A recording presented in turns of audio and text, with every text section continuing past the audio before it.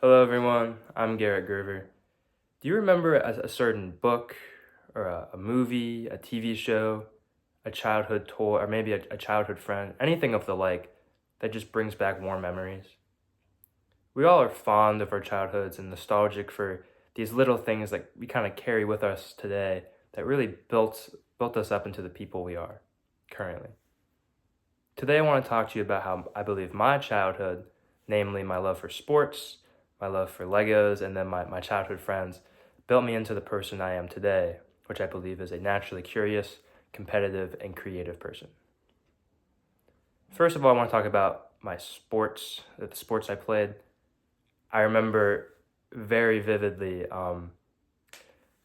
soccer. I don't really play soccer anymore. I didn't really play it for that long as a kid. I played it for maybe one season, but I remember it was like towards the end of a game, and I was like around the midfield area, and this kid from the other team, he was dribbling up the court or the field, sorry, and he just like I guess tries to pass it past me, and then just hits me right in my stomach. I remember that hurting so bad, and I was just so like invigorated and angry. I just wanted to try as hard as I could in that moment. I was just like, just instant passion.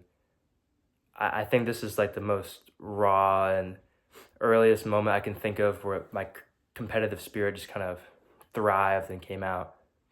And also, I played other sports for longer, such as baseball and basketball, which leads into the second thing, which is the kind of engineering side of my brain. I believe you obviously have to work on your technique, such as like your shot, like how your arm, right? Like everything about that, like your fundamentals there. And then like your baseball swing, how you try to finish and keep your eye on the ball and that sort of thing. And then also like the analytics of sports. I know baseball has a term sabermetrics for their analytics. So all of that just kind of encompassed this engineering side of my brain and this very analytical outlook. Second, I want to talk about my love for Legos. Obviously, you think of Legos as like the building blocks, so it has some engineering creativity built in. But I want to talk specifically about my love for stop motion. So a normal movie, right, is 24 frames per second. So what I would do is I would take 24 stills per second, right? So I'd move the Lego pieces little by little and kind of create the effect as if they were alive and moving by themselves. And I'd make little short, like 15, 20-second little videos doing this technique. And this got me into video editing and computers, which today I'm a computer science major. So it kind of got me into loving those things, but also just a facet for creativity and kind of getting what's in here out into a work of art. And then lastly, my friends, they were really computer oriented. So that again got me into the computer science space. But they were also very academic. I remember talking about essays that I thought were difficult or some questions we talked about in class. And they always thought about them very profoundly and in depth and they didn't just keep it in the classroom. They really loved to talk about it. And so this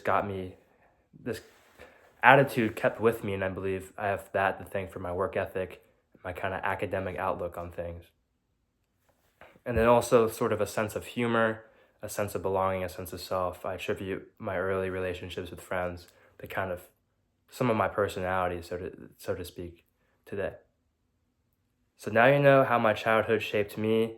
I'm naturally curious, competitive, and I love engineering. I kind of think very engineering-like, and I believe this is because of my love for sports, Legos, and my childhood friends.